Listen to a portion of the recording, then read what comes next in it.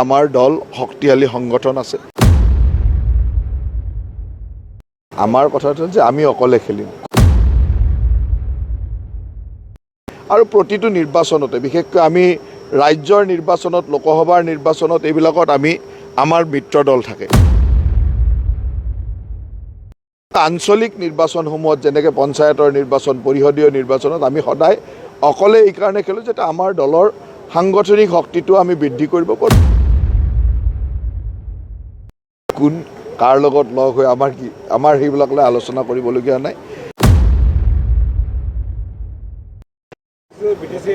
পৰিষদীয় নিৰ্বাচন এতিয়া আপোনালোকে অকলে খেলিব, তাৰপিছত দেখা গৈছে যে ইউপিপিএল আৰু বিপিএফ যদি একত্ৰিত হয় আপোনালোকে কিবা প্ৰত্যাহ্বান নহয়? চাওক, আমাৰ কথাটো যে আমি অকলে খেলিম। কোন কাৰ লগত লগ হৈ আমাৰ সেইবিলাক লৈ আলোচনা কৰিবলগীয়া নাই।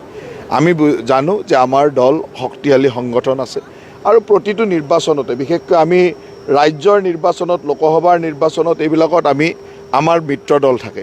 কিন্তু আঞ্চলিক নিৰ্বাচনসমূহত যেনেকৈ পঞ্চায়তৰ নিৰ্বাচন পৰিষদীয় নিৰ্বাচনত আমি সদায় অকলে এই কাৰণে খেলোঁ যাতে আমাৰ দলৰ সাংগঠনিক শক্তিটো আমি বৃদ্ধি কৰিব পাৰোঁ। তাৰ লগে লগে আমাৰ দলীয় সতীৰ্থসকলেও তৃণমূল পৰ্যায়ত এটা নিজস্বভাৱে ইলেকশ্যন খেলাৰ পৰিৱেশ পায়।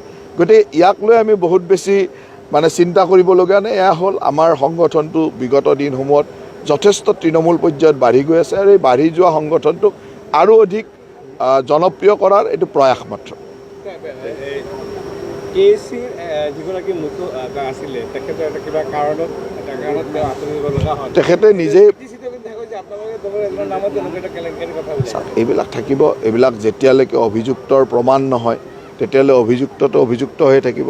আমাৰ ইয়াতো অভিযুক্তৰ কোনো প্ৰমাণ হোৱা নাছিল। কেচিত তেওঁ নিজেই ব্যক্তিগত কাৰণত পদত্যাগ কৰিছে। গতিকে পদত্যাগ কৰাৰ কাৰণে আমি বেলেগক দায়িত্ব দিছোঁ।